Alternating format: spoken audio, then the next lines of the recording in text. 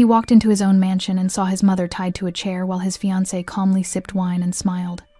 No screams, no excuses, just silence, the kind that means someone is about to disappear, and the mistake she made next sealed her fate forever. If this story pulled you in, make sure to hit that subscribe button so you never miss what's coming next. I've got another unforgettable story dropping tomorrow. And while you're here, jump into the comments and tell me where you're watching from. I love seeing our community from all around the world. All right, let's get back into it. Victoria Crespo had never been beautiful in the way that turned heads on city streets. But at 23, standing in the visiting room of Rikers Island with a 6-month-old baby strapped to her chest, she'd possessed something far more dangerous than beauty, an unshakable will that made even hardened inmates look away. Ismail didn't remember that first visit, of course. He'd been too young. But his mother had told him the story enough times that it lived in his bones like muscle memory. His father, Rafael Crespo, had smiled at her through the bulletproof glass that day, his prison jumpsuit hanging loose on a frame that was already starting to waste away. 3 months later, he'd be dead, stabbed 17 times in the prison yard by men paid by the Giordano family, his body left as a warning to anyone who thought they could challenge the established order. Victoria had buried him in a plot so small his headstone almost touched the neighboring grave. Then she'd gone back to their apartment above Lombardi's butcher shop on Mulberry Street, packed everything they owned into 2 suitcases, and disappeared into the labyrinth of the city. For the next 15 years, she made herself invisible. She cleaned office buildings in Manhattan from midnight to 6 in the morning, worked lunch shifts at a diner in Queens, and still managed to be waiting at the apartment door when Ismail came home from school every afternoon. She never dated, never went out, never spent money on anything that wasn't food, rent, or the private tutoring sessions she somehow scraped together so her son could stay ahead of his classmates. The other neighborhood kids thought Ismail was lucky because his father was dead. It meant he didn't have to follow him into the life. It meant he could be anything. What they didn't understand was that Rafael's death hadn't freed Ismail, it had branded him. Every criminal organization in the city knew who he was. The Giordanos expected him to bend the knee or die. The rival families watched him like wolves, waiting to see if the cub would grow fangs. Victoria had understood this immediately, so she'd taught him differently. On nights when Ismail came home, bloodied from fights with boys twice his size, boys who called his father a traitor, who said his mother was a whore for not remarrying into a connected family, Victoria would sit him down at their tiny kitchen table and open a book. Not a Bible, not a self-help manual. Machiavelli, Sun Tzu, Marcus Aurelius. Violence, she'd told him when he was 12, pressing a cold compress to his swollen eye, is the language of men who've run out of words. You're smarter than that. You're better than that. Papa wasn't better, Ismail had muttered. Victoria had gone still.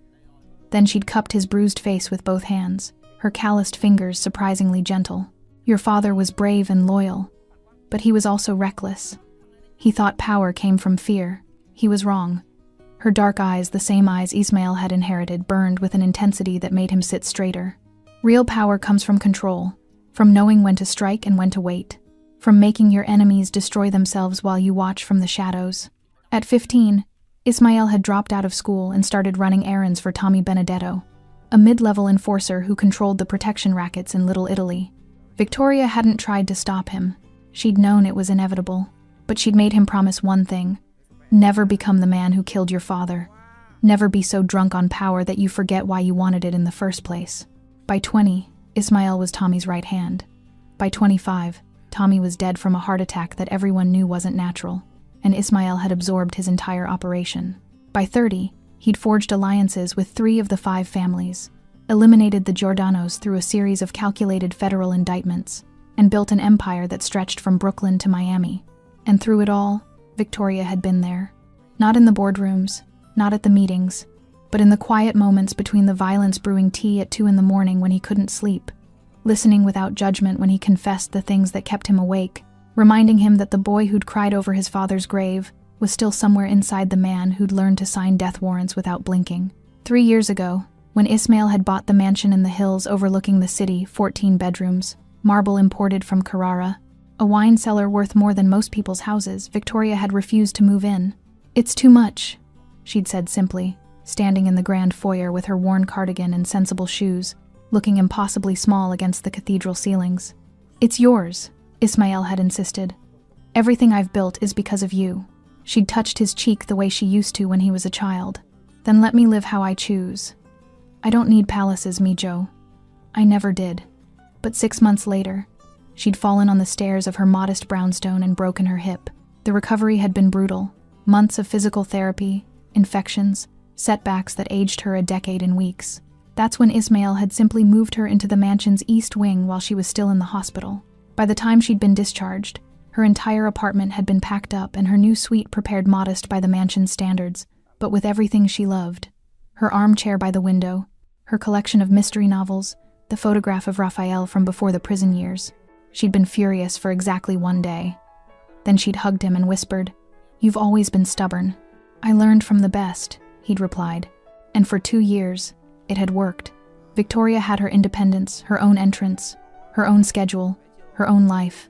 Ismail had the peace of knowing she was safe, cared for by a rotating staff of nurses and housekeepers who treated her with the reverence reserved for royalty. Then, 8 months ago, he'd brought Esther Woods home. The first time Victoria met his fiancée, she'd said nothing, just observed with those sharp dark eyes that missed nothing, then excused herself politely after dinner. Later that night, she'd found Ismail in his study. "She's beautiful," Victoria had said carefully. But his mother had been quiet for a long moment. "But she looks at this house the way your father's enemies used to look at his territory, like she's already calculating how to take it." Ismail had laughed it off, told himself his mother was being overprotective, paranoid from too many years of running and hiding. Now, watching Esther's trembling hands struggle with the silk ropes, seeing the resignation in Victoria's eyes, not confusion, not fear, but the weary acceptance of someone who'd tried to warn him and knew she'd failed, Ismail understood. His mother had been right. She was always right, and he'd been too blind to see it. The silk ropes fell to the Persian rug with barely a whisper. Victoria didn't move immediately. She sat perfectly still in the Queen Anne chair, her wrists marked with faint red indentations that would fade by morning. Esther had been careful about that too. Her silver hair, usually pinned in a neat bun, hung loose around her shoulders, making her look smaller, frailer, older than her 71 years. But when she finally lifted her eyes to meet Ismail's, there was nothing frail in that gaze. "I'll make tea," she said quietly, rising with the careful dignity of someone who refused to let humiliation define her. "Earl Grey, I think. Unless you'd prefer something stronger." Her voice was steady, controlled, the same tone she'd used when he was 9 years old and came home crying because the Moretti boys had cornered him after school, telling him his father had died screaming like a coward. She'd made him tea that day too. Then she'd taught him how to break a nose without breaking his own hand. "Mama," Ismail started, but Victoria was already moving past him toward the kitchen, her floral house dress rustling softly, her bare feet silent against the hardwood. She didn't look at Esther, didn't acknowledge her at all.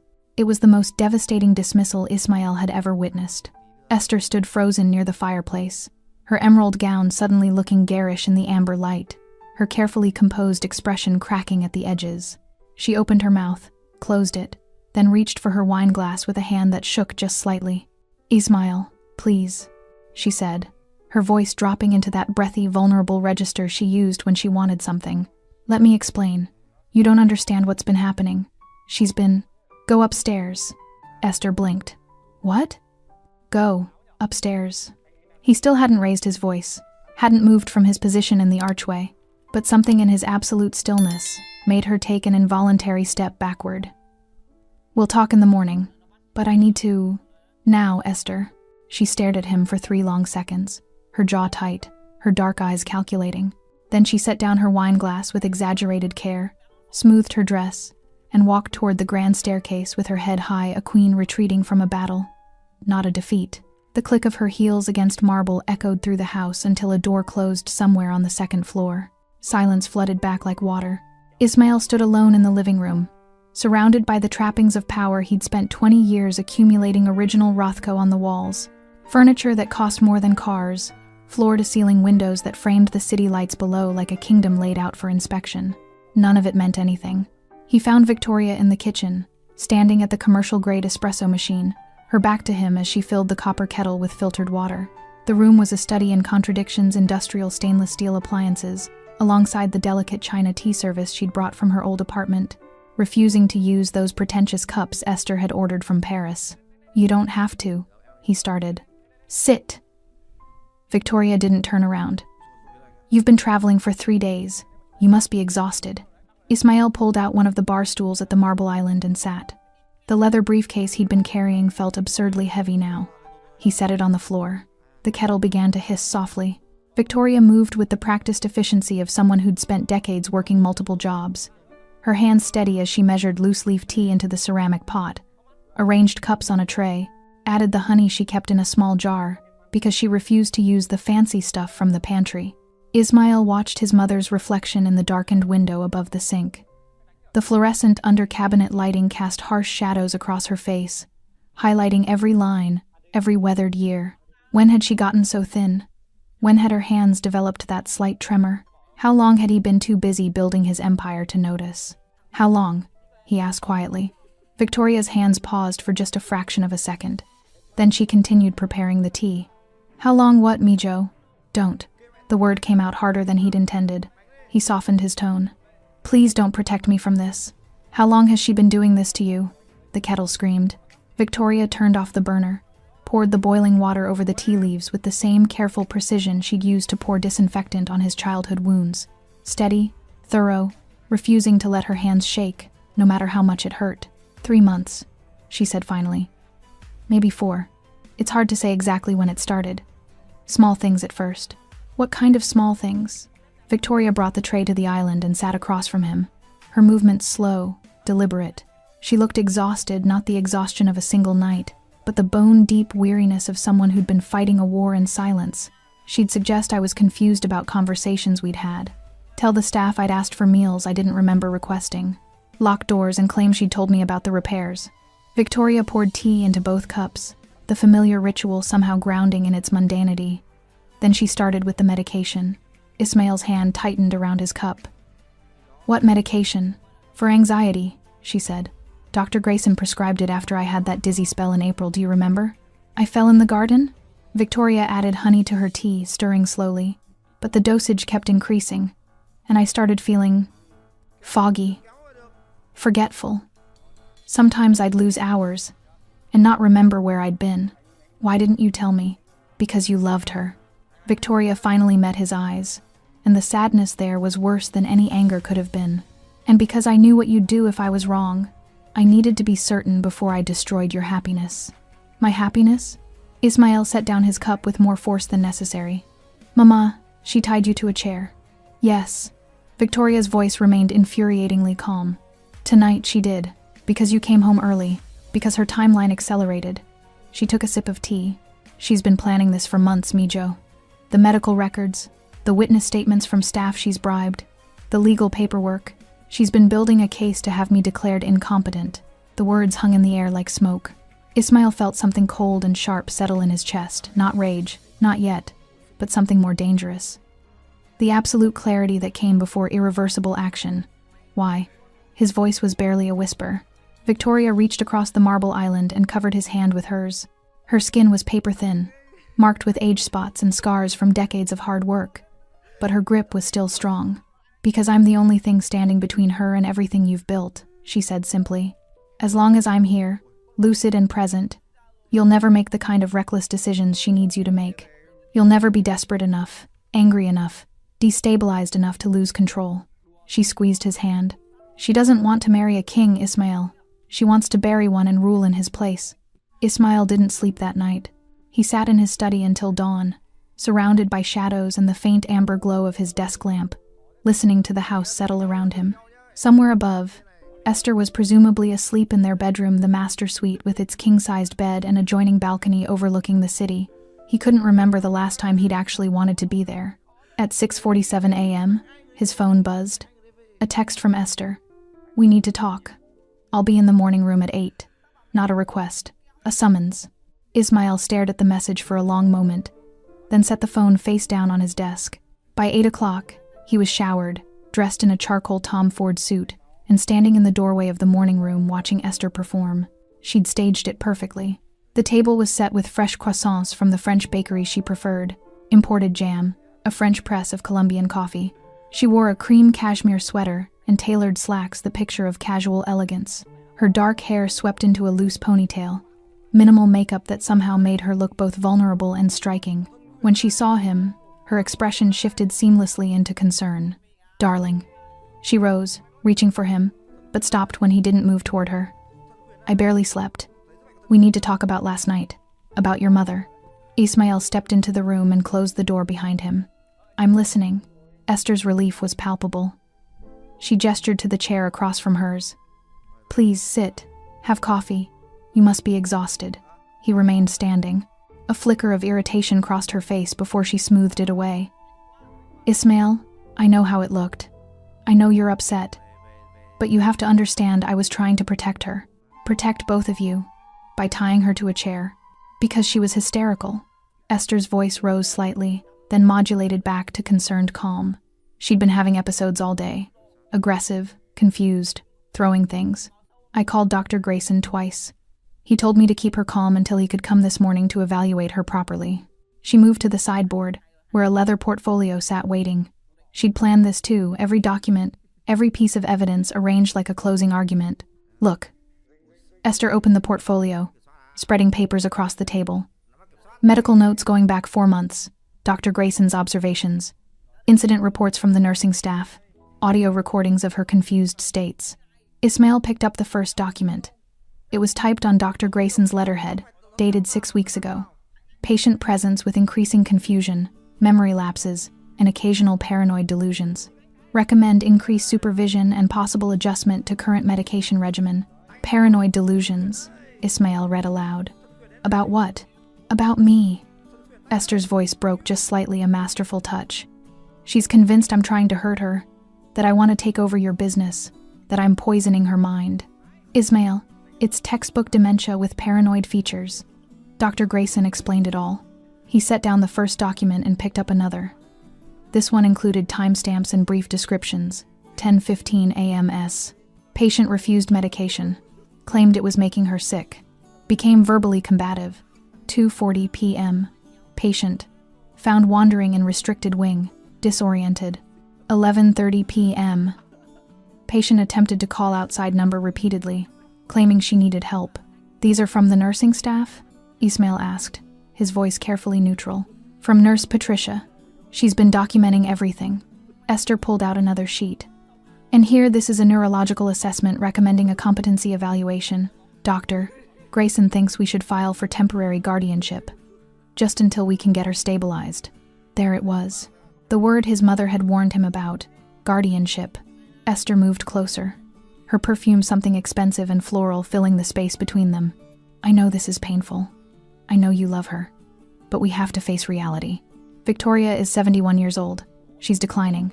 And if we don't act now, while we can still help her with dignity, it's going to get worse. Much worse." She touched his arm gently. "Let me carry this burden with you. That's what partners do. We protect the people we love, even when they can't see that they need protection." Ismail looked down at her hand on his sleeve, the 3-carat diamond engagement ring he'd given her 9 months ago, catching the morning light. The manicured nails painted a subtle rose. Everything about Esther Woods was perfect, calculated, precise. He'd been attracted to that once. The way she moved through his world with such ease, speaking 3 languages fluently, knowing which wine to order, which charities to support, how to smile at the wives of business associates, while subtly establishing dominance. She'd seemed like the ideal partner for a man who'd built an empire on control. Now he saw it differently. She wasn't his partner. She was his competitor. "Where's Dr. Grayson now?" Ismail asked. "He'll be here at 10. I told him about last night, and he's clearing his schedule." Esther's eyes searched his face. "Are you angry with me? Should I be?" "No." She said it firmly, her chin lifting. "I did what any person who loved this family would do. I documented the decline. I called the professionals, and when your mother became a danger to herself last night, I restrained her as gently as possible until help could arrive." She paused. "If you'd found her hurt or worse because I'd ignored the warning signs, you'd never forgive me. You'd never forgive yourself." It was a beautiful argument. Logical, compassionate, impossible to refute without seeming cruel or in denial. Ismail picked up the portfolio, flipping through the remaining documents. More medical notes, more incident reports, a draft petition for emergency guardianship, already filled out except for his signature, a psychological evaluation form, contact information for a specialist facility, upstate discreet, comfortable, experienced with high-profile families experiencing difficult transitions. "You've been thorough," he said quietly. Esther's shoulders relaxed slightly. "I had to be, for her sake. And this nurse, Patricia, she's been the primary caregiver? For the past 2 months, yes. She's experienced with dementia patients. Very professional. I'd like to speak with her." "Of course." She's downstairs now, preparing Victoria's morning medication. Esther moved to pour coffee, clearly believing the crisis had passed. "Would you like me to call her up?" "No." Ismail closed the portfolio. "I'll go down." Something flickered in Esther's expression, too quick to name. Gone before he could analyze it. "Ismail." She set down the coffee pot. "Before you do, I need you to trust me. I know your mother said things last night, things that probably contradicted everything I'm telling you now, but that's part of the disease. The paranoia makes them convincing, makes them believe their own delusions."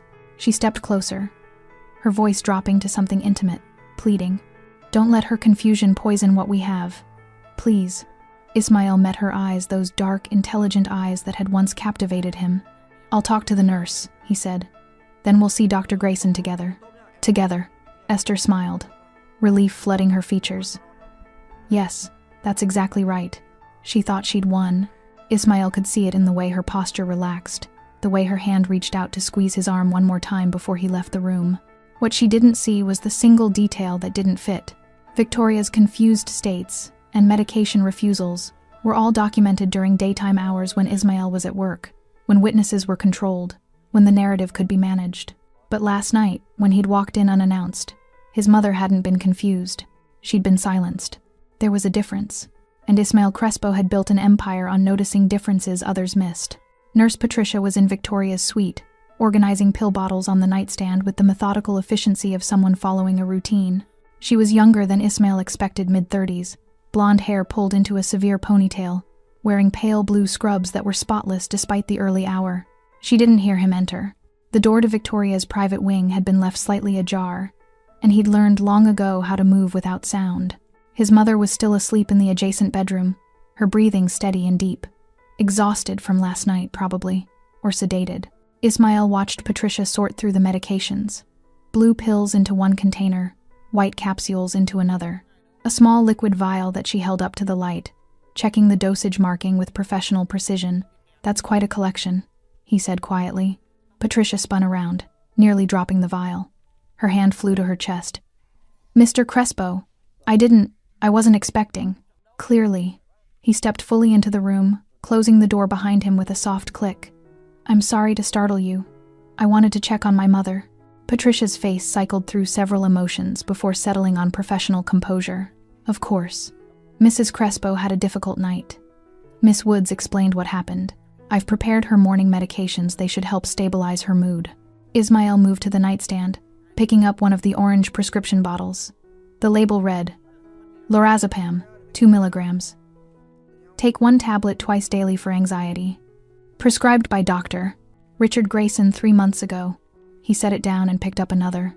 "Quetiapine, 100 milligrams. Take at bedtime for mood stabilization." And another. "Donepezil 10 milligrams. Take once daily. That's for dementia," Patricia offered helpfully. Dr. Grayson started her on it 6 weeks ago when the memory issues became pronounced. Ismail continued reading labels. 5 different medications, all prescribed within the last 4 months. All for conditions his mother had never exhibited in 71 years of life. "Walk me through her typical day," he said, still examining the bottles. "When does she take these?" Patricia relaxed slightly, clearly relieved to discuss her professional protocols.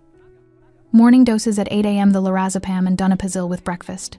Quetiapine at bedtime. The others as needed for episodes." "Episodes?" "Yes. When she becomes agitated or confused.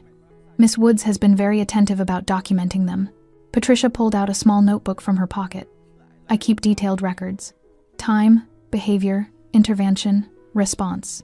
Standard practice for cognitive decline patients." "May I see?" She hesitated for only a moment before handing over the notebook. Ismail flipped through the pages. Patricia's handwriting was neat, clinical. November 3, 10:20 a.m. Patient refused morning medication. Claimed pills were making her foggy. Became verbally resistant. Administered medication with applesauce per doctor. Grayson's instructions. Patient calmed within 30 minutes. November 7, 2:15 p.m. 10. Patient found in restricted wing attempting to access Mr. Crespo's office. Appeared disoriented. When redirected, became accusatory, claiming she needed to find evidence. Administered PRN lorazepam. Patient rested peacefully afterward. November 12, 11:45 p.m. Patient made multiple attempts to call emergency services. When phone was removed for her safety, became increasingly paranoid. Claimed she was being held prisoner. Emergency sedation required. The entries continued, dozens of them. A comprehensive record of deterioration, or a comprehensive record of something else entirely. You've been very thorough, Ismail said, closing the notebook. Thank you, Mr. Crespo. I take my work seriously. Patricia gestured toward the medications.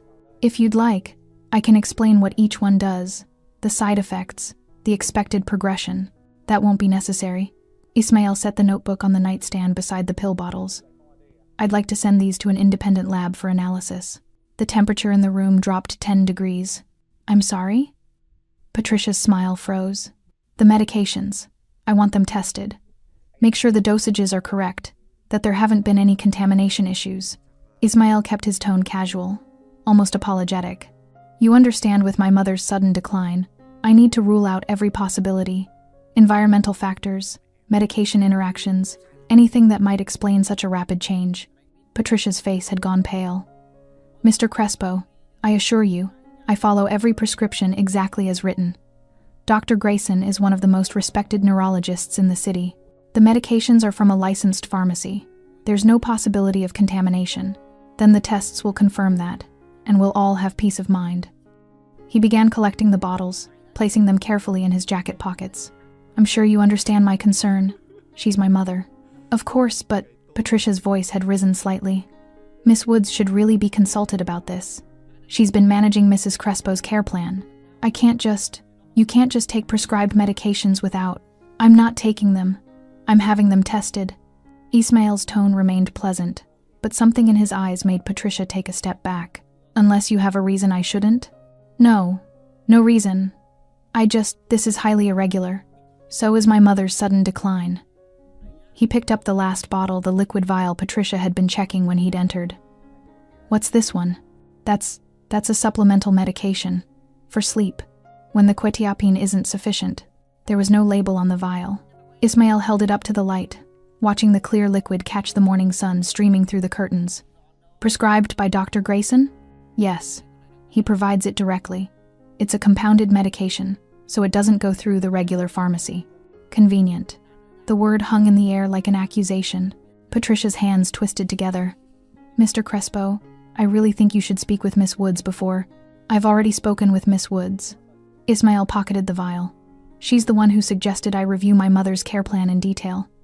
Make sure everything is being handled properly. It was a lie, but Patricia didn't know that. She nodded slowly, clearly trying to decide whether to push back or retreat. Self-preservation 1. Of course. I'm happy to cooperate with any review. I have nothing to hide. I'm sure you don't. Ismail moved toward the door, then paused. One more question. How long have you worked for my household? 2 months. Miss Woods hired me through an agency that specializes in... Which agency? Elite Home Healthcare Solutions. They're based in Manhattan. Very reputable. And before that? Patricia hesitated. I was working at a private facility in Connecticut. Elderly care. References? Of course. Miss Woods verified everything before I started. Ismail nodded slowly. I'm sure she did. Thank you for your time, Patricia. I'll let you know what the lab finds. He was halfway down the corridor when Patricia called out, her voice tight with poorly concealed panic. Mr. Crespo, when will Mrs. Crespo receive her morning medications? She really should maintain her schedule. Interrupting the regimen could cause significant setbacks. Ismail turned back. My mother is sleeping peacefully for the first time in weeks. I think we can afford to let her rest. But Dr. Grayson's instructions specifically state, Dr. Grayson, Ismail said quietly, will wait. He left Patricia standing in the hallway, her professional composure crumbling around her like paper in rain. 30 minutes later, Ismail sat in his study with his phone pressed to his ear, listening to the rings echo across the line. Dr. Kovich. The voice that answered was heavily accented, impatient. This better be important. I'm in the middle of... It's Ismael Crespo. I need a favor. The irritation vanished instantly. Ismael, of course. What do you need? Dr. Alexander Kovac was not on any hospital staff. He did not have office hours. His services were retained exclusively by people who needed medical expertise without the inconvenience of official records, insurance claims, or mandatory reporting. Ismael had used him twice before, once to treat a gunshot wound that couldn't be explained to an ER, once to verify cause of death when an ally had died under suspicious circumstances. I need a complete toxicology analysis. Blood work, medication screening, the full spectrum. Ismael set the collection of pill bottles on his desk. And I need it today. Is this for... My mother. Silence on the other end. Then, I'll be there in an hour. Ismael ended the call and stared at the bottles lined up before him like evidence in a trial. 5 different medications, all prescribed in the last 4 months. All for conditions that had appeared suddenly, dramatically, conveniently. His mother's words from last night echoed in his mind. She's been planning this for months. If Victoria was right, if Esther had been systematically drugging her, creating symptoms, building a medical record to support a competency claim, then every pill in these bottles was a weapon. And Ismael needed to know exactly what ammunition he was dealing with. His phone buzzed. A text from Esther. Dr. Grayson is here early. Can you come down? Ismael looked at the message, then at the medications on his desk. He typed back, on my way. It was time to see exactly how good a liar his fiancée really was. Dr. Richard Grayson was exactly what Ismael expected. Silver-haired, impeccably dressed in a navy suit that cost more than most people's monthly rent. Wire-rimmed glasses perched on an aquiline nose. He carried a leather medical bag that looked like it belonged in a period drama and had the kind of confident, compassionate expression that probably calmed wealthy families writing checks for private care. He was also, Ismael noted, visibly uncomfortable. They sat in the formal living room, the same room where, less than 12 hours ago, Victoria had been bound to a chair. Esther had orchestrated the seating arrangements, she and the doctor on the sofa, Ismael in the wingback chair opposite, a coffee service between them. Like this was a civilized consultation rather than an interrogation. Mr. Crespo. Dr. Grayson extended his hand. I wish we were meeting under better circumstances. Your mother is a remarkable woman. Ismael shook his hand, noting the slight dampness of the palm. I'm sorry? Remarkable. You said she's remarkable. Present tense.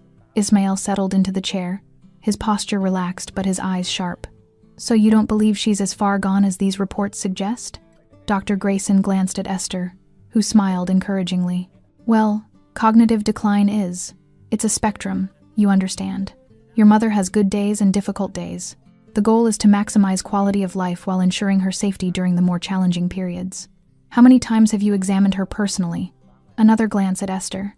I've seen Mrs. Crespo 4 times over the past 3 months.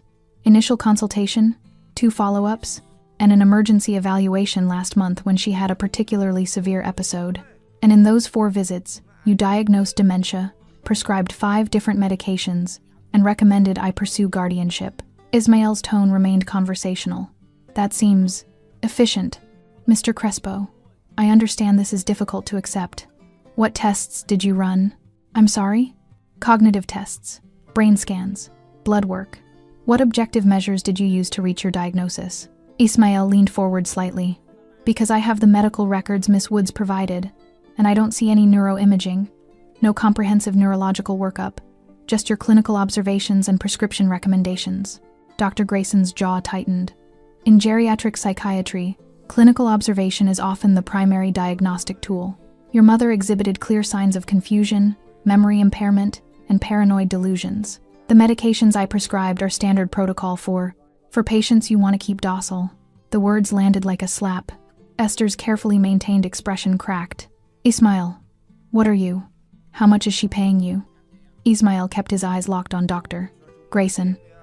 To falsify records, prescribe unnecessary medications, provide expert testimony for a guardianship proceeding.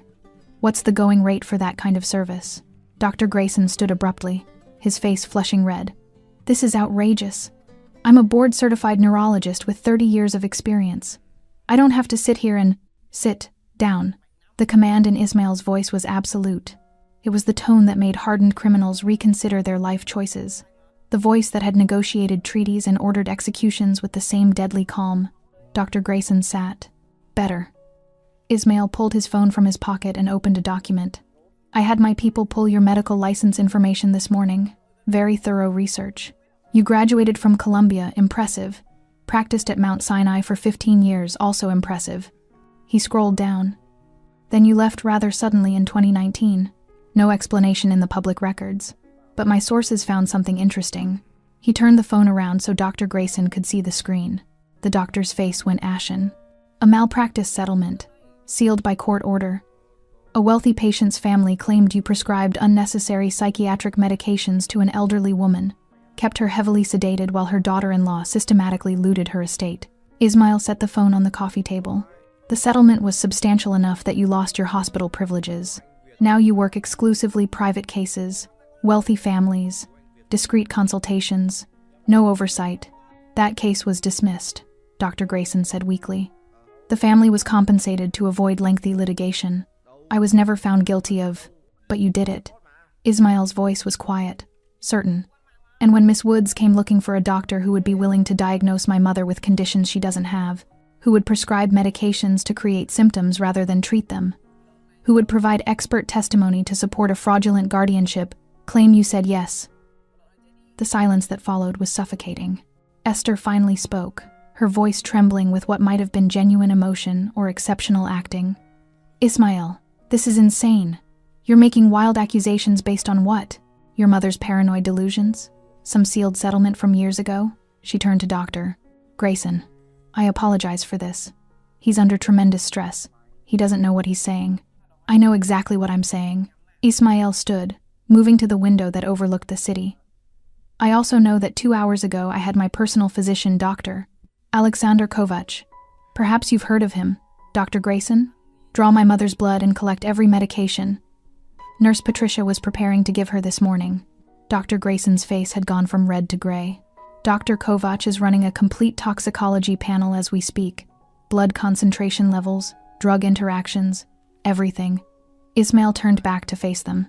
If my mother has been systematically overdosed, if the medications were deliberately prescribed to induce confusion and memory loss, if there's any evidence of pharmacological elder abuse, he'll find it. This is ridiculous, Esther said, but her voice had lost its conviction. You're destroying your relationship with your mother's care team based on paranoia. You're going to hurt her by interrupting her treatment. Her treatment. Ismail laughed a cold, humorless sound. Is that what we're calling it? He moved to stand directly in front of Dr. Grayson, looking down at the older man with the kind of intensity that made people confess to crimes they hadn't committed. I'm going to give you one chance to tell me the truth. What medications did you actually prescribe? What were they supposed to do? And what did Miss Woods pay you to make my mother appear incompetent? Dr. Grayson's hands were shaking now. He looked at Esther, clearly hoping for rescue. But she had gone very still, her mind visibly racing through contingency plans. I want my attorney, Dr. Grayson said finally. You'll need one. Ismail stepped back. Because when those toxicology results come back, I'm going to bury you. Your medical license, your reputation, everything. And then I'm going to make sure every family that's ever trusted you knows exactly what you did. You can't. I can.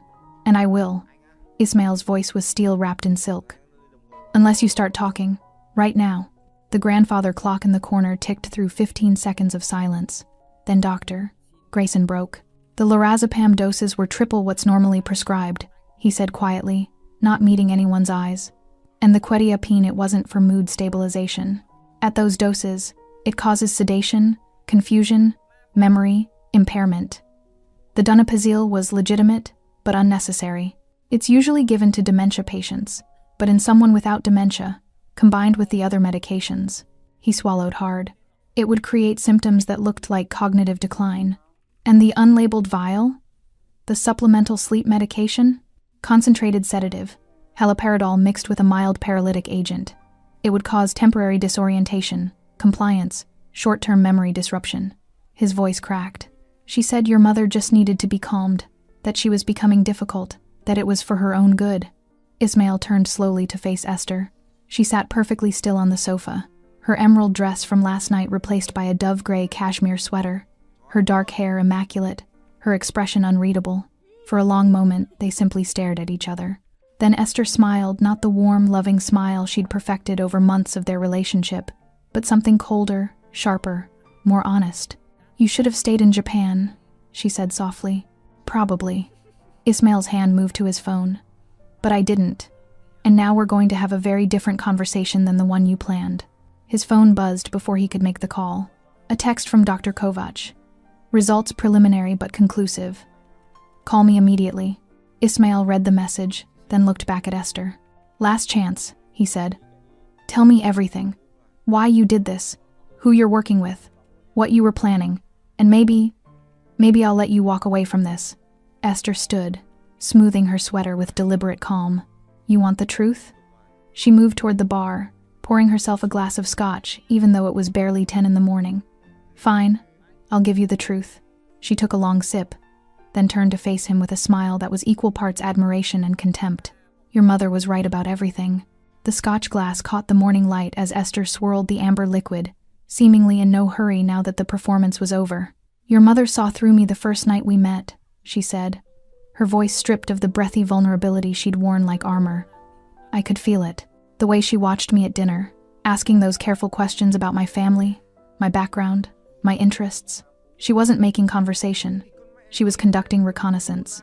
Ismail remained perfectly still, his phone in his hand, finger hovering over Dr. Kovac's contact, but he didn't press it. Not yet. Dr. Grayson had shrunk into the sofa cushions, clearly wishing he could disappear entirely. "I grew up with nothing," Esther continued, moving to the window where Ismail had stood moments before. "Not the romantic kind of nothing, the desperate kind. Trailer parks and welfare checks and watching my mother sell herself to keep the lights on. Do you know what that does to a child? Watching the world remind you every single day that your life doesn't matter because you weren't born into the right family. So, you decided to marry into one," Ismail said quietly. "I decided to become one." She turned back to face him, her eyes bright with something between ambition and fury. "I made myself into exactly what men like you want. Educated, elegant, cultured. I learned wine and art and how to smile at the right people. I erased every trace of who I was and became who I needed to be. And Victoria threatened that. Your mother was that threat." Esther's voice hardened. "As long as she was here, lucid and influential, I was always going to be the outsider. The fiancée, the woman waiting for approval that would never come because she saw exactly what I was, someone who wanted what she had built." "She built nothing," Ismail said. "She cleaned buildings and worked double shifts. She built you." The words cut through his objection like a blade. "Everything you are, everything you've accomplished, every decision you make, it all flows back to her. The values she taught you, the morality she insisted on, the control she maintains even when she's not in the room." Esther finished her scotch in one swallow. "As long as Victoria Crespo was your conscience, I could never truly have access to your power. You'd always hesitate, always question, always wonder what she would think." Ismail's jaw tightened. "So you tried to erase her." "I tried to remove the obstacle." Esther set down the glass with deliberate care. The medications were supposed to make her compliant, confused enough that her objections wouldn't matter. The medical records would establish a pattern of decline. The guardianship would transfer decision-making authority to you and, by extension, to me as your wife. She smiled without warmth. Then the real work could begin. "What real work?" "Destabilizing your empire." She said it like it was obvious, inevitable. "You've built too carefully, Ismail. Too much restraint, too many rules, too much honor among thieves. But men like you make mistakes when they're emotionally compromised. Lose your mother to dementia, watch her fade away in some facility while you're consumed with guilt that would have made you reckless. And you'd be there to help me make those reckless decisions. I'd be there to guide you toward the right partnerships. The Kozlov family has been very interested in your shipping routes. The Delgado cartel would pay handsomely for your distribution networks. There are a dozen organizations willing to pay premium prices for pieces of what you've built, if only someone was willing to sell." The room seemed to tilt. "You were going to dismantle everything," Ismail said slowly. "Piece by piece. Using me as the front while you sold my empire to the highest bidders." "Our empire," Esther corrected. "Once we were married. Community property, darling. 50% mine the moment we signed the papers." She moved closer, her voice dropping to something almost intimate. "And if something unfortunate happened to you afterward, a retaliation from a rival family, perhaps? or a tragic accident during one of your increasingly reckless operations, I'd inherit the rest. The grieving widow. Young, capable, ready to negotiate with interested parties. You planned to kill me. I planned for every contingency. Esther's smile was sharp as broken glass. But you're making this sound so mercenary. I did care for you, in my way. You're brilliant, powerful, attractive. If you'd been willing to be a true partner to share power instead of hoarding it, things might have been different. A true partner wouldn't drug my mother. A true partner would have recognized that your mother was a liability. Esther's mask slipped slightly, showing genuine frustration. You let a 71-year-old woman dictate your choices. Her values, her morality, her endless lessons about honor and control. She turned you into a crime lord who thinks he's a philosopher. You could have been so much more. The phone in Ismail's hand buzzed again. Another text from Dr. Kovac. We need to talk. Now. But Ismail didn't look down. He was staring at Esther Woods, really seeing her for the first time. Not the elegant fiancée who'd charmed his associates and decorated his home and smiled beside him at benefits, but the desperate, ambitious survivor who'd clawed her way out of poverty by becoming whatever she needed to be, and who viewed his empire the way a conqueror views territory to be claimed. Who else is involved? He asked. Does it matter? It matters very much. Esther laughed, a genuine sound this time, bitter and almost admiring. You think I'd tell you? So you can dismantle my entire network before I walk out that door? I'm ambitious, Ismail, not stupid. You're not walking out that door. No? She tilted her head, studying him. Are you going to kill me? Right here in front of the good doctor? That seems sloppy for a man who prides himself on control. I don't need to kill you. Ismail's voice was colder than she'd ever heard it. I just need to make sure you can't hurt anyone else. He pressed the contact for Dr. Kovac. The call connected immediately. Ismail, what did you find? Chronic benzodiazepine toxicity, antipsychotic overdosing, sedative hypnotic poisoning. Your mother's been systematically drugged for months. Dr. Kovac's accent thickened with anger. Whoever prescribed this knew exactly what they were doing. These doses would create every symptom of dementia, while avoiding acute toxicity that would show up in a standard medical exam. It's sophisticated pharmacological abuse. Can you document it? Medical legal standard? I'm already preparing the report. This is elder abuse, Ismail. Criminal charges, medical board investigations. Whoever did this is finished. Good. Ismail kept his eyes locked on Esther. Send the report to my attorney. Copy to the state medical board. And add Dr. Richard Grayson to the list of responsible parties. Dr. Grayson made a strangled sound. There's more, Doctor. Kovac continued. The long-term effects, your mother's lucky you caught this when you did. Another few months, and the cognitive damage might have been permanent. The words hit Ismail like a physical blow. Permanent damage. They'd almost succeeded. Not just in declaring his mother incompetent, but in actually making her incompetent. Destroying the brilliant, fierce woman who'd raised him until nothing remained but the confused shell Esther's medical records described. How long until she's clear? He asked. The benzodiazepines will clear in a few days. Full cognitive recovery may be a month, assuming there's no permanent damage. I'll need to monitor her closely. Run follow-up tests. Whatever she needs. Ismail ended the call and turned back to Esther. You almost destroyed her. Almost. Esther's voice held no remorse. But you came home early. Bad timing for both of us. A sound from the doorway made them all turn. Victoria stood there, wearing a simple linen robe, her silver hair loose around her shoulders. She looked small, fragile until you met her eyes. Those dark eyes that had watched empires rise and fall, that had buried a husband and raised a son in a world that wanted to devour them both, that had seen through Esther Woods from the very first night. Not bad timing, Victoria said quietly, her voice steady despite the months of pharmacological torture. Perfect timing. She walked into the room with slow, careful dignity, not because she was weak, but because she refused to let them see her shake. Ismail moved immediately to her side, but she waved him off gently. I can stand, mijo. She looked past him to Esther. I need to say this while I still remember. Mama, you don't have to. Yes, I do.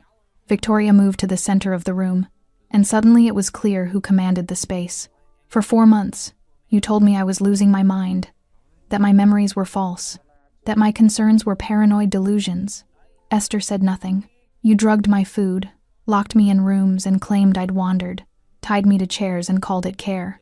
Victoria's voice remained calm, factual. You told the staff I was dangerous. You had that man. She gestured toward Dr. Grayson without looking at him. Write reports claiming I was incompetent. Mrs. Crespo, I'm so... Dr. Grayson started. Be silent. Victoria's command was absolute. She turned back to Esther. But the worst thing you did, the cruelest thing, was make me doubt myself. There were days when I thought you might be right. When the fog was so thick I couldn't remember what was real anymore. When I wondered if I really was going insane. A single tear traced down her weathered cheek. Those days, Victoria continued, her voice breaking slightly, were worse than any physical pain you could have inflicted. You didn't just try to take my mind. You tried to take my truth. Esther's composure finally cracked. You were in the way. I was his mother. The words carried the weight of absolute certainty. And you will never understand what that means, because you don't know how to love anything you can't own. The silence that followed was profound. Then Victoria turned to her son, reaching up to touch his face with a trembling hand. Thank you, she whispered, for believing me when I couldn't believe myself. Ismail caught her hand, pressing it against his cheek. Always, Mama, he said. Always. The next 72 hours passed like a carefully choreographed performance, with Ismail playing the role of a man who didn't know he'd already won. He sent Dr. Grayson home with a quiet warning that sounded almost like mercy. Disappear. Retire. Move somewhere warm and never practice medicine again. If I hear your name connected to another patient, if you so much as write a prescription for aspirin, I will make sure that sealed malpractice settlement becomes front-page news. The doctor had left so quickly he'd forgotten his medical bag. Esther, however, stayed. That was the dangerous part, the game within the game. She'd confessed to everything in a moment of arrogant certainty, believing that the truth didn't matter because Ismail couldn't act on it without exposing himself. A mafia boss couldn't exactly call the police to report his fiancée's conspiracy. The legal system wasn't built for men like him, but she'd made one critical miscalculation. She thought he'd react with emotion, with rage or heartbreak, or the reckless violence she'd been counting on to destabilize him. Instead, Ismail did what he always did when facing an enemy who'd shown their hand too early. He smiled. And he waited. We need to talk about what happens next, he'd said that afternoon, finding Esther in the conservatory where she'd retreated after Victoria's testimony.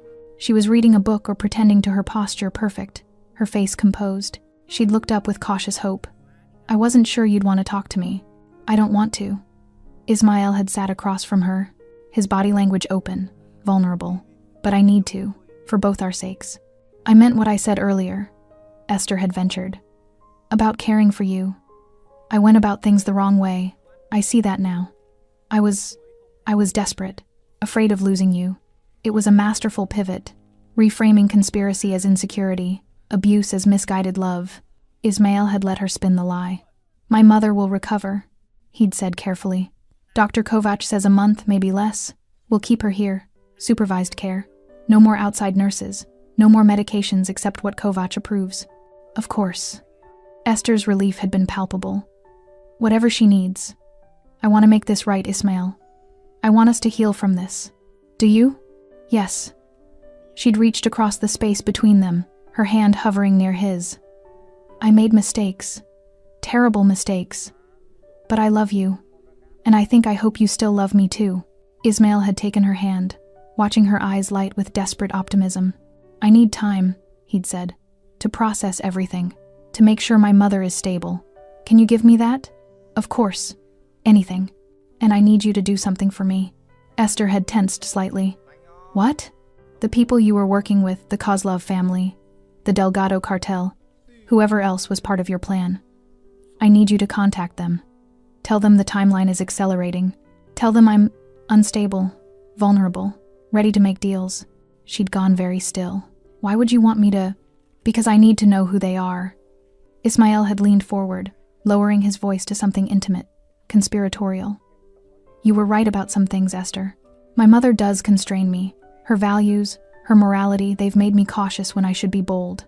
Maybe it's time to explore new partnerships, opportunities I wouldn't have considered before. The lie had been perfectly calibrated, equal parts confession and manipulation. Esther's mind had raced behind her eyes, calculating, adjusting, seeing a path forward where moments before there'd been only ruin. You mean that? I mean, I'm tired of being controlled by the past. Ismail had squeezed her hand. Help me understand what you were building. Show me the vision you had for our future. If it makes sense, if I can see the value, maybe we can salvage something from this. It was exactly what she'd wanted to hear. The possibility of redemption. Of still winning, even after the confession. I'll need to make some calls, she'd said slowly. Explain that things are evolving, that you're open to discussions. Do it. Ismail had stood, pulling her to her feet. But carefully. I don't want anyone knowing about the last few days. As far as anyone outside this house knows, everything is fine between us. What about your mother? My mother stays in her suite until she's recovered. The staff thinks she's ill, which is true. No one needs to know the details. Esther had nodded. Already planning.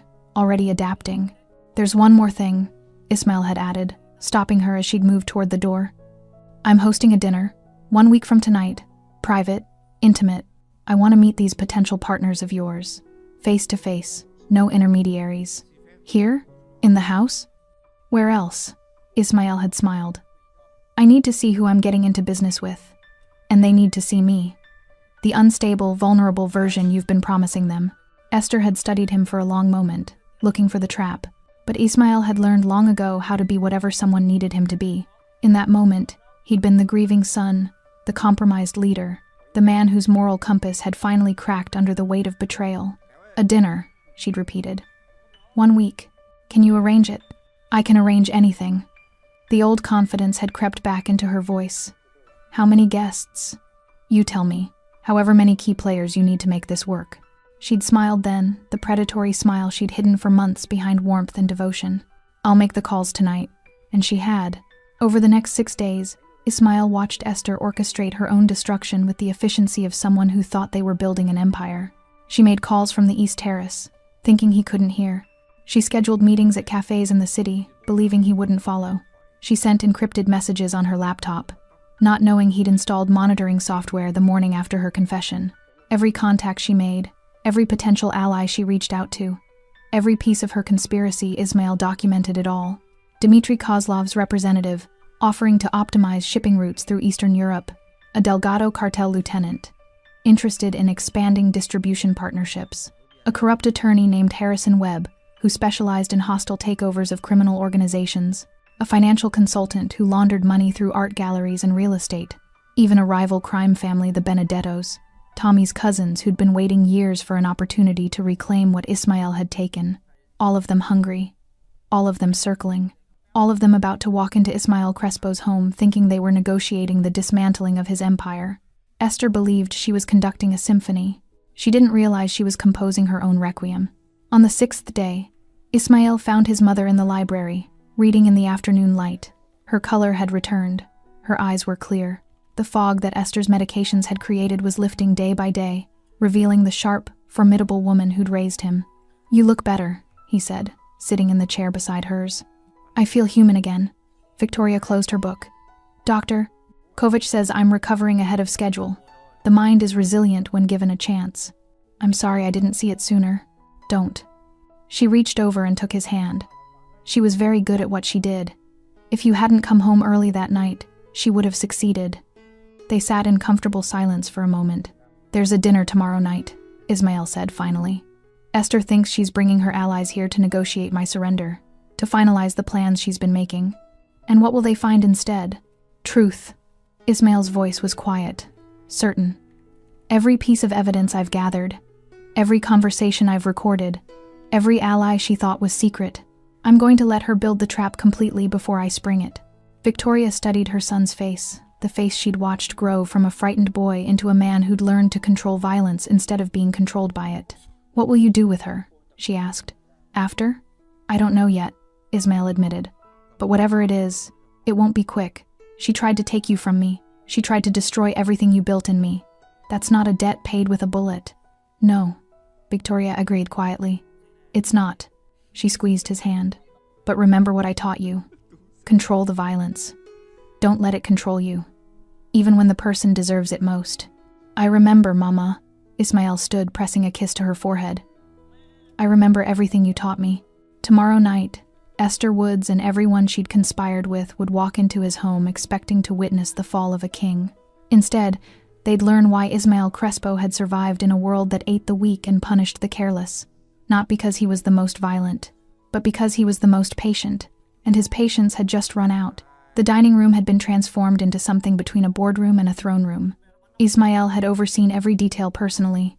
The long mahogany table that could seat 16 was set with bone china and crystal that caught the chandelier light like ice. Each place setting included a leather portfolio, empty now, but waiting. 7 guests were expected. 7 conspirators who thought they were coming to negotiate the dissolution of Ismail Crespo's empire. They began arriving at 8 o'clock. Dmitry Kozlov's representative came first, a man named Alexei Petrov, with cold eyes and an expensive watch. He moved through the foyer like he was already calculating square footage and resale value. Next came Isabella Delgado, the cartel lieutenant who wore designer suits and had personally ordered the deaths of 43 people. She kissed Esther's cheek like they were old friends. Harrison Webb, the corrupt attorney, arrived with a briefcase full of contracts. The financial consultant, a woman named Patricia Chen, brought spreadsheets. 2 Benedetto cousins, Frank and Joseph, came together, their eyes scanning the mansion with barely concealed resentment. Esther played hostess with flawless grace, guiding them all to the dining room, pouring wine, making introductions as if this were a legitimate business dinner rather than a conspiracy to commit organized theft and probable murder. Ismail watched from the hallway, invisible in the shadows, counting heads. All present, all accounted for. He entered the dining room at precisely 8:30, and the conversations died instantly. "Thank you for coming," he said, moving to the head of the table. "I know you all have busy schedules. I appreciate your discretion." Esther sat at the opposite end, her emerald dress replaced tonight by something even more striking, black silk that made her look like a widow already in mourning. She smiled at him encouragingly, believing they were partners now, co-conspirators in her grand design. "Esther has told me about the opportunities you've all presented," Ismail continued, remaining standing while the others sat. "Partnerships that could expand my operations significantly. New markets, new distribution channels, new revenue streams." Alexei Petrov leaned forward. "The Kozlov family is prepared to offer very generous terms. I'm sure you are." Ismail's voice was pleasant, conversational. "Before we discuss terms, however, I'd like to share some information with all of you, context that I think will help frame our negotiations." He pressed a button on a small remote. The lights dimmed. Screens descended from the ceiling at both ends of the room, modern technology hidden in the classical architecture. "What is this?" Isabella Delgado asked. "Transparency," Ismail said simply. The screens flickered to life. Audio began playing, Esther's voice, clear and unmistakable. "Your mother was the obstacle. Remove her, and he becomes manageable, predictable." Esther's face went white. The recording continued. Snippets of phone calls, carefully edited but devastatingly complete. Her voice describing the drugging strategy. Her laughter when discussing Victoria's confused states. Her cold calculation about timelines and inheritance laws. Then the screens shifted to documents. Medical records, the real ones from Dr. Kovac, showing systematic poisoning. Toxicology reports with highlighted sections. Dr. Grayson's confession, recorded and notarized. "Jesus Christ," Frank Benedetto whispered. But Ismail wasn't finished. New audio began, Esther's calls to each person in this room, her promises about what she could deliver, her assurances that Ismail was compromised and vulnerable and ready to be manipulated. "He's weak right now. His mother's condition is destroying him. He'll agree to anything if we position it correctly." The screens showed text messages, encrypted emails that Ismail's people had decrypted, financial transactions, payments from Kozlov accounts to Esther's hidden offshore accounts. Contracts Harrison Webb had drafted for the systematic liquidation of Ismail's assets. Every piece of the conspiracy, displayed in excruciating detail. Alexei Petrov stood abruptly. "This is, I was told you were open to discussions.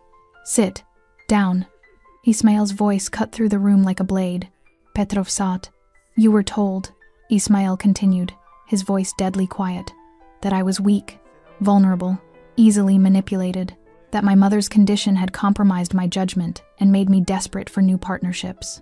He moved slowly around the table, placing his hand on each empty chair as he passed. "What you weren't told is that my mother was being systematically poisoned by my fiancé, that the condition you were counting on was pharmacologically induced, that every piece of leverage you thought you had was built on elder abuse and fraud." The silence was suffocating. Ismail stopped behind Esther's chair. She sat rigid, her hands clenched in her lap. "In my world," he said softly, his eyes scanning each face at the table, "there are rules. You can challenge territory. You can compete for markets. You can even try to kill me, if you're brave enough and stupid enough." He leaned down, his voice dropping to something only Esther could hear clearly. "But you never ever disrespect a man's mother." He straightened, addressing the room again. "I invited you here tonight because I wanted you to understand something.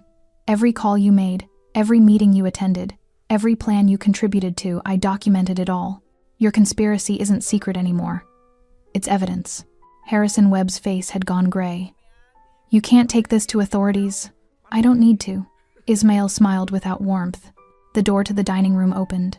Victoria Crespo entered.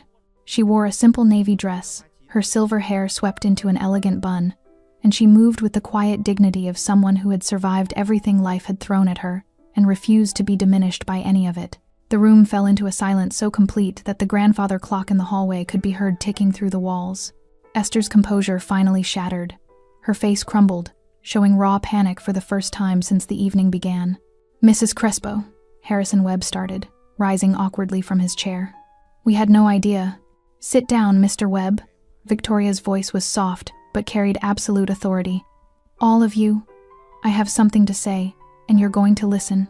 She moved to stand beside her son, and Ismael stepped back slightly, giving her the center of the room. This moment belonged to her. "For 4 months," Victoria began, her eyes moving from face to face around the table. "I was told I was losing my mind, that my memories were false, that my fears were paranoid delusions created by a diseased brain." Her voice remained steady, factual, devastating in its calm. "I was drugged, systematically and deliberately. Medications that created confusion, memory loss, disorientation. I was tied to chairs and told it was for my own safety. I was locked in rooms and told I had wandered there myself. I was gaslighted so thoroughly that there were days I believed I truly was going insane." Isabela Delgado looked away, unable to meet Victoria's gaze. "The woman who did this," Victoria continued, her eyes finally landing on Esther, "sat in this house, ate at this table, smiled at my son, and every single day worked to erase me. Not to kill me, that would have been too obvious, but to make me disappear while I was still breathing, to turn me into something so confused and helpless that no one would believe a word I said." She moved closer to the table, her hands resting lightly on the back of an empty chair. "And all of you were willing to benefit from that abuse. You knew she was compromising him through his mother. You knew something wasn't right, but you didn't ask questions because you wanted what she was offering." "Mrs. Crespo, with all respect," Alexei Petrov said carefully, "we were told you were ill. We had no reason to suspect." "You had every reason." Victoria's voice sharpened. "In this world, my son's world, you don't survive without instincts, without asking questions, without verifying what you're told." She paused. "You ignored your instincts because greed made you stupid." Frank Benedetto shifted uncomfortably. "We weren't part of what she did to you. We were just willing to profit from it," Victoria finished. "Which makes you complicit." She turned to look at Esther, who sat frozen at the far end of the table, tears streaming down her carefully made-up face. "You asked me once," Victoria said softly, "what it was like to raise a child alone in this world, to teach him values when violence was the only language spoken around us, to make him believe honor still mattered when everything he saw suggested it didn't." Esther said nothing. "I told you it was the hardest thing I'd ever done, and you smiled and said you admired my strength." Victoria's voice dropped to barely above a whisper. "What you didn't understand, what you still don't understand, is that strength isn't about taking power. It's about knowing when to hold it and when to let it go. It's about building something that lasts beyond your own ambition." She moved closer to Esther, stopping just a few feet away. "You tried to destroy the one thing in this world that mattered more to my son than his empire. You tried to take his mother from him, not through death that would have been cleaner. You tried to make him watch me fade away, confused and helpless, until there was nothing left of the woman who raised him." Victoria's voice broke slightly, but she didn't look away. "That was your mistake. Not the conspiracy, not the greed, but fundamentally misunderstanding what you were attacking. I'm not just his mother. I'm the reason he has a conscience. The reason he can rule through respect instead of fear. The foundation everything he's built stands on." She straightened, her composure returning like armor. "When you poisoned me, you poisoned that foundation. And my son," she glanced at Ismael, pride evident in her eyes, "does not forgive threats to his foundation." Victoria turned back to address the entire room. "I want all of you to remember this moment. Remember that you stood in this room, expecting to negotiate the destruction of a good man's empire because a desperate woman convinced you he was weak. Remember that you confused compassion for vulnerability, love for liability. She moved toward the door, then paused. And remember that the most dangerous men in this world aren't the ones who rule through violence. They're the ones who learned control from women who refused to let cruelty define their sons. Victoria left the dining room with the same quiet dignity she'd entered with, and somehow the space felt emptier without her presence. Ismail waited until his mother's footsteps faded down the hallway before he spoke again. "Stand up, Esther." She remained seated, her hands gripping the edge of the table as if it could anchor her to a reality that was rapidly dissolving. I said, "Stand up." This time she obeyed, rising on shaking legs, her black silk dress suddenly looking like a costume she no longer had the right to wear.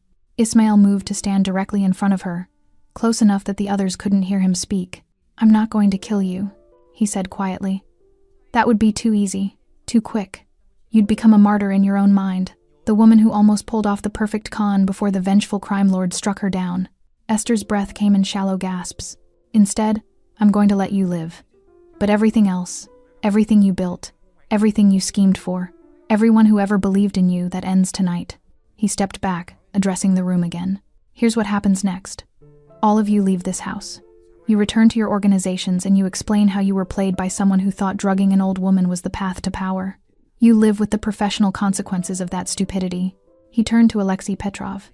"The Kozlov family will receive documentation proving you were negotiating behind their backs, using their resources to fund a personal venture. I doubt they'll be pleased." Petrov's face went ashen. "Miss Delgado, the cartel doesn't take kindly to operators who make unauthorized deals, do they? Especially deals that could have exposed their distribution networks to federal investigation." Isabella Delgado stood slowly, her hand moving toward her purse. "Don't," Ismail said softly. "You're outnumbered, outgunned, and already finished. Leave with some dignity." She froze, then nodded once and moved toward the door. "Mr. Webb, I've already forwarded your draft contracts to the State Bar Association. I'm sure they'll be very interested in your creative interpretation of estate law and elder abuse statutes." The attorney grabbed his briefcase and practically ran from the room. One by one, the conspirators fled, stripped of their leverage, their credibility, their futures. Frank and Joseph Benedetto left without a word, knowing their family would demand answers they couldn't provide. Within minutes, only Ismail and Esther remained. "What about me?" she whispered. "What happens to me?" "You wanted my empire," Ismail said. "You wanted the power, the money, the status. So let me show you what real power looks like." He pulled out his phone and showed her the screen. It displayed a bank statement, her offshore accounts, the ones she'd thought were hidden. The balance read 0. "Your money's gone.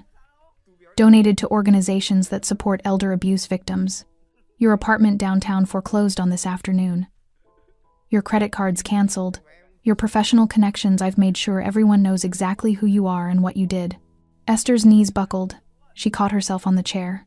"But I'm not having you arrested," Ismail continued. "I'm not having you disappeared or harmed or eliminated, because that would make you a victim. And you're not a victim, Esther. You're a predator who got caught." He moved to the door, then looked back one final time. "You're free to go. Leave this house. Leave this city. Start over somewhere else with nothing. Just like you started the first time. Except now, everyone knows your name and what you're capable of." "Ismail, please. My mother endured 4 months of torture because of you.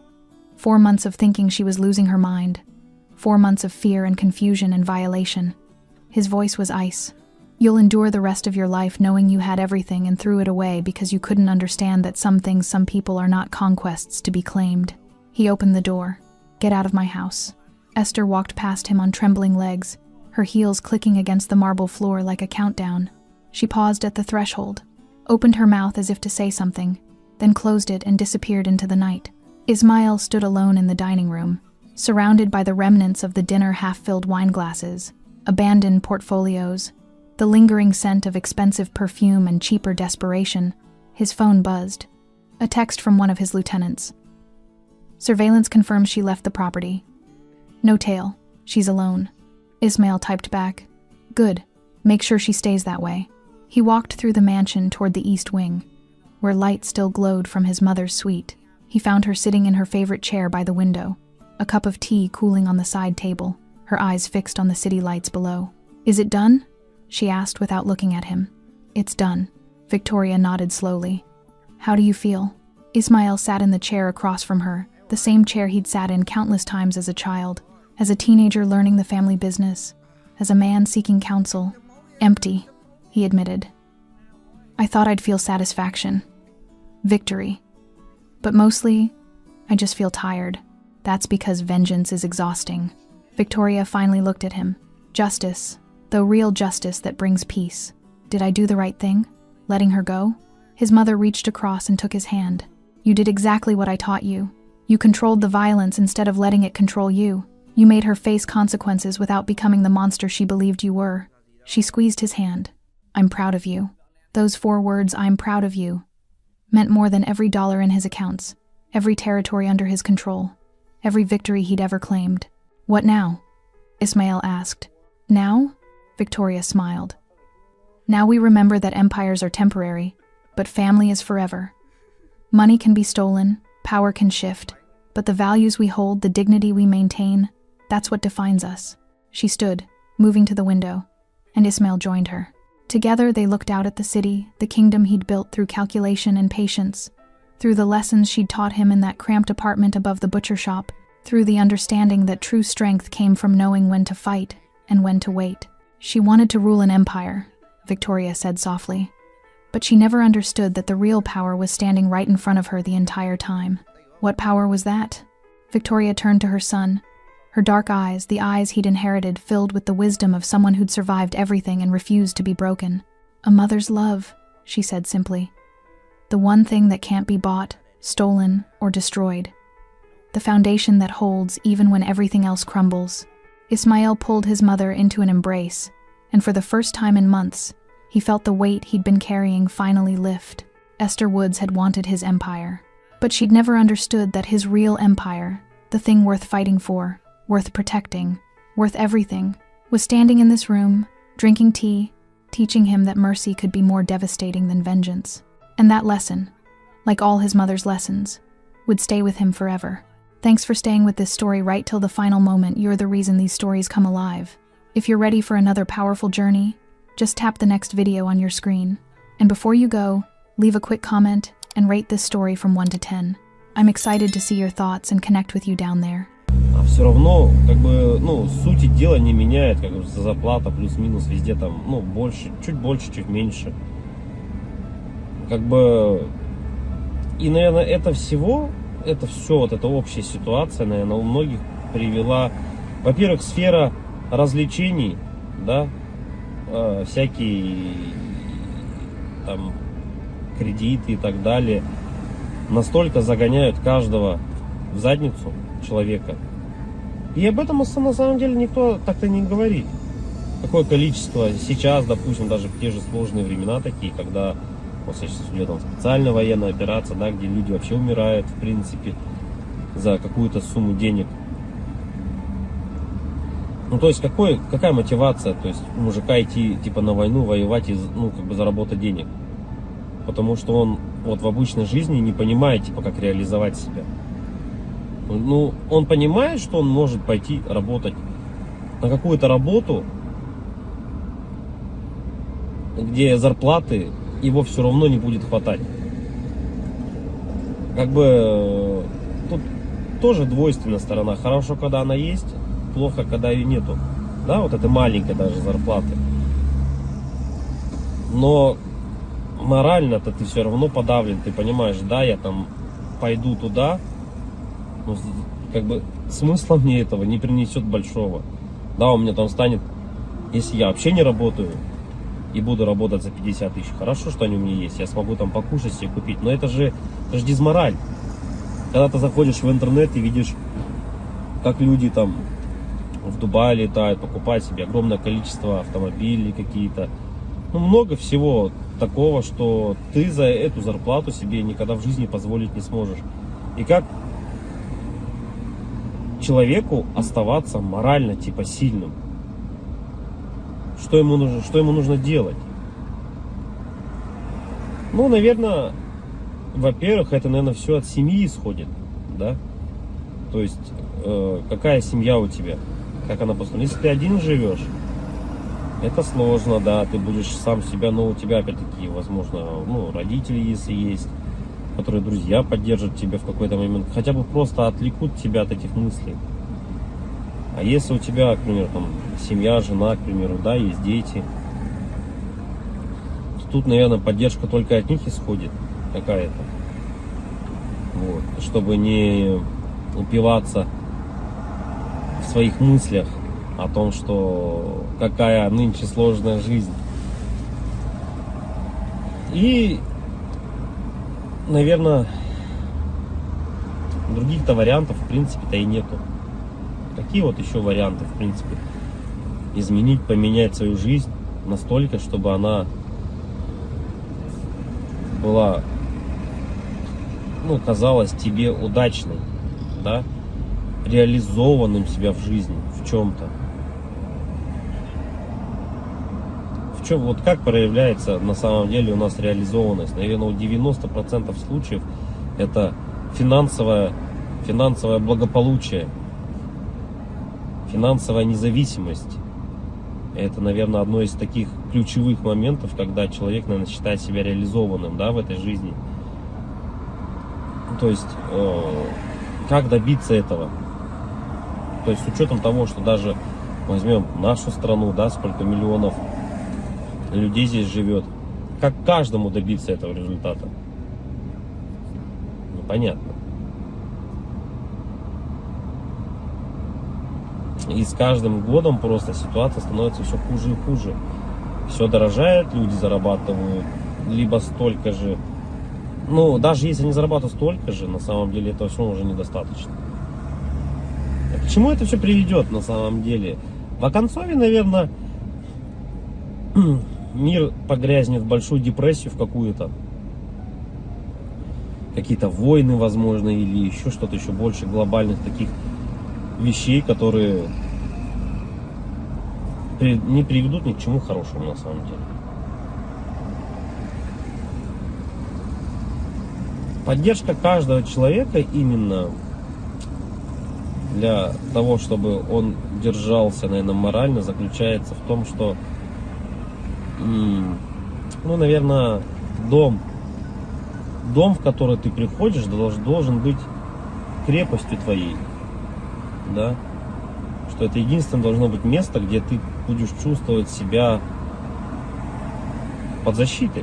Для этого было придумано, наверное, своя пещера изначально, потом свои какие-то чумы, палатки различные, да, потом все это превратилось. На данный момент это у нас дома, квартиры, в которые мы приходим и должны ощущать себя в безопасности,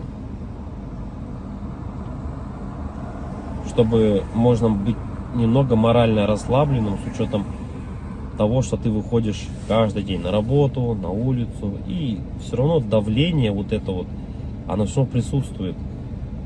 Когда ты заходишь в магазин, видишь цены эти, да, и так далее, не можешь себе что-то там приобрести, позволить на ежедневной основе, это откладывает большой, наверное, отпечаток.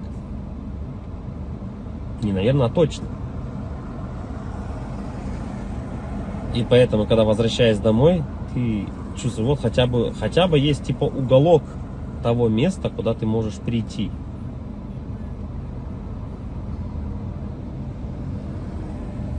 Уголок на самом деле человеку много тоже не надо. Можно хотеть большего, но на самом деле человеку одному много не надо. Да?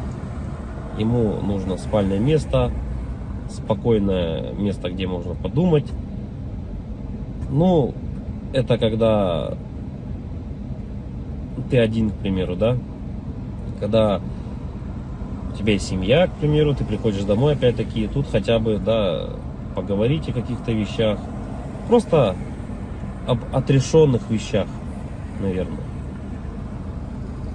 И, возможно, при этих же условиях у тебя и появляется какая-то дополнительная мотивация для реализации себя. А когда у тебя нету ничего, вот это уже становится проблемой. И это у многих на самом деле. Что значит не иметь ничего?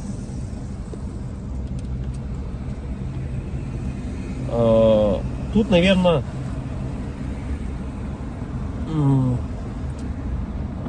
самое главное, дизмораль у человека еще возникает при том, что это уже, наверное, где-то в глубине души даже она возникает при даже хорошей финансовой подушке такой, которая у тебя есть, хороших финансовых деньгах, да, то есть, но нету вот внутреннего ощущения, к примеру, дружбы, семьи, любви и так далее. Это уже отдельно на самом деле разговор, потому что мы, вот, к примеру, можем взять, как сейчас вот Новстрой, если кто-то смотрит, насколько тяжело обладать такими финансами и не иметь, по сути, ничего. Ни друзей, ничего не иметь. Так главное это получается для бедных главное деньги, для богатых главное какое-то внутреннее ощущение нужности, не из-за денег. Вот такой вот. И эта борьба какая-то такая и вот эти два слоя общества, богатые и бедные, они друг друга не понимают. На самом деле из-за этого, возможно. Потому что богатый человек, он уже не смотрит на деньги, он не считает эти деньги. Ему важно внутреннее вот это вот ощущение того, что он нужен без них даже. Это как Тони Старку сказали: а кто ты без костюма? На вот это я филантроп, тудым-сюдым, он сказал, да. Так и человеку, у которого много денег, ты задашь вопрос: а кто ты без денег? Ну, что ты представляешь себе без денег? Вот и это, наверное, возможно, таких людей богатых, как вот, например, там Новстрой, задав ему этот вопрос: а кто ты без денег? Он на него ответить-то и не сможет. Обратная сторона людей бедных, да, вот если мы посмотрим, человеку